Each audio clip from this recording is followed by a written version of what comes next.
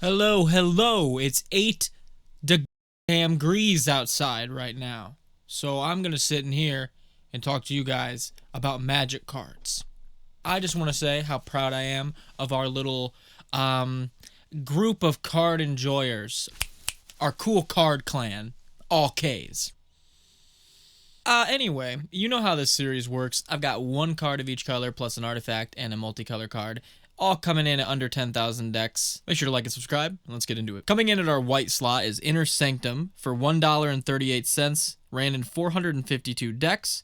Inner Sanctum is 1 and 2 white for an enchantment with cumulative upkeep, pay 2 life. All damage dealt to creatures you control is reduced to 0. Obviously, my brain immediately went to this plus Blasphemous Act, and then you get to keep your whole board. But also maybe in something like Fire Song and Sunspeaker, where all your instants and sorceries gain lifelink, so all those Blasphemous Act and damage-based board wipes will be gaining you a bunch of life, so the cumulative upkeep won't be such a big deal. You could also throw some Children of Corliss effects in there, where you can crack them, gain life equal to the life you lost if your cumulative is getting a little too out of hand for you. I also don't hate this in something like my Go Shinte Shrine deck, because if we don't want to pay the cumulative, we can just let it die and then get it back with Go Shinte's ability if we need it. That's the best card ever. No, but it's pretty interesting, and I know you guys are smart enough to come up with something. So for the blue slot on the list, we've got Armguard Familiar coming in at 2 cents in 2,686 decks. 1 in a blue for a 2/1 with Ward 2 and Reconfigure for 4. Equipped creature gets +2/+1 and has Ward 2. Outside of just being good protection, it's extremely good in a deck like Arna that can spit out tokens that are copies of permanents attached to modified attacking creatures, which, making a bunch of copies of this thing seems pretty good. Or in a deck like Tawnos the Toymaker, if you have a way to keep blinking the arm guard. Also, Reconfigure's just good. Someone board wipes, removes anything like that on the creature it's attached to, you just get a 2/1 with Ward 2 that you can then throw back onto something when you play it later. Always good. I'm always shocked when I see a card that's from an old set I was really into that I had no clue existed. This is one that is a graveyard-loving reanimator fiend I'm shocked I haven't heard about, and I really like it. And yes, it's probably going in Ghost Chieftain. Cage Morrow, First to Suffer, is $3.36 and is ran in 1,949 decks. It is 3 and 2 black for an XX. Its power and toughness are equal to the number of cards in your hand.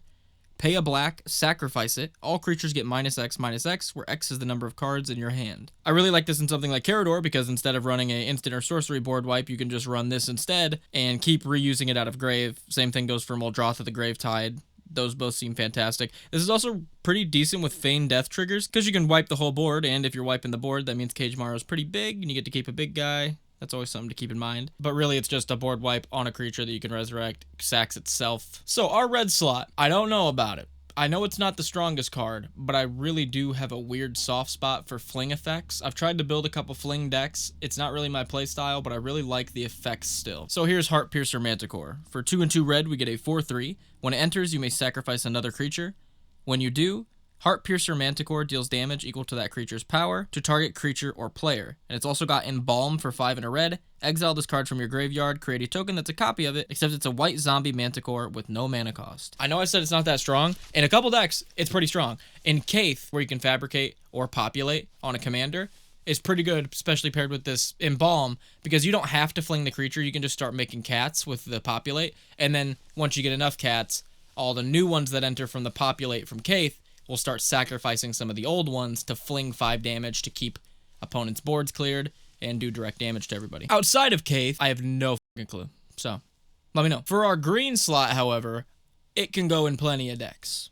Selesnya Eulogist is 32 cents and ran in 8,811 decks. For 2 and a green, we get a 3/3 that you can pay 2 and a green, exile target creature card from a graveyard, then populate. This just seems like a strong tool for specific commanders. Should you run this in every deck as graveyard removal? Probably not. But in certain decks, should you run this as graveyard removal because of the populate added onto it? 100%. If you're in a Mirim deck, a really strong dragon deck where you make dragon tokens, I think this is probably a good piece of graveyard hate to put in there, just because you start making even more dragons. Or something like Volo, where you're making tokens that are copies of big, scary creatures anyway. Now you get to start populating those big scary creatures. For our multicolor slot, we got Body Dropper, which is one that I expected to be in more decks by this point. I was going to give it a little time to breathe and then check back in. It's still under 10k, so now we're going to talk about it. For 4 cents, ran in 6,240 decks. Body Dropper is a black and a red for a 2/2. Whenever you sacrifice another creature, put a 1/1 counter on Body Dropper. Pay a black and a red, sacrifice another creature, body dropper gains menace until end of turn. Keep in mind, this ability doesn't say whenever you sack a creature to body dropper, it's just when you sack a creature in general. So if you have a commander like Zayatora with a built-in sack outlet, this thing will just passively get bigger. Or if you run sack outlets like Altered Dementia, you can just make this thing get bigger on a whim if you're willing to sacrifice stuff to do so. Altered Dementia, however, has the added bonus of milling people for the power of the creature, so you could chain that with body dropper to, you know, get some pretty sizable mill in a deck. And then finally, we got an artifact that I'm sure is going to get some comments on this video because you guys are such big fans of Mind's Eye. Why wouldn't you be such big fans of Farsight Mask? I saw a bunch of people saying Mind's Eye was terrible online and then replying with Farsight Mask and being like, if you're willing to run Mind's Eye, just run Farsight Mask. And I said, you know what? I will. And then I looked it up and I was like, that's crazy, this is in this many decks. I think as a casual card, it's pretty good. Coming in at 24 cents, ran in 2,414 decks.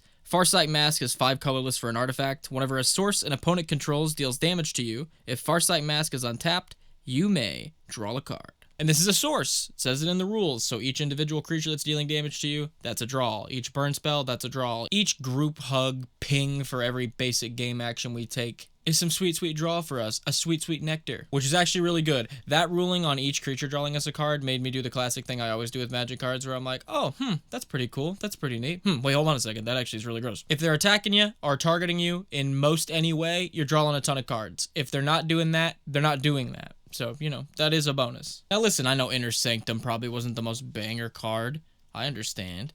But I have a sweet spot for those old cards, okay? I can't get enough of those old, grainy, dusty boys. If you enjoyed the video, make sure to like, subscribe, and comment. If you have any obscure cards that you love playing, drop those comments down below. If you'd like to show some additional support to the channel, it starts as low as $1 over on the Patreon. Link is in the description and in the comments. Speaking of which, huge shout out to all the people on screen currently who are supporting the channel over on Patreon. I appreciate you guys a ton. Thanks for watching. I'll see you guys on the next one.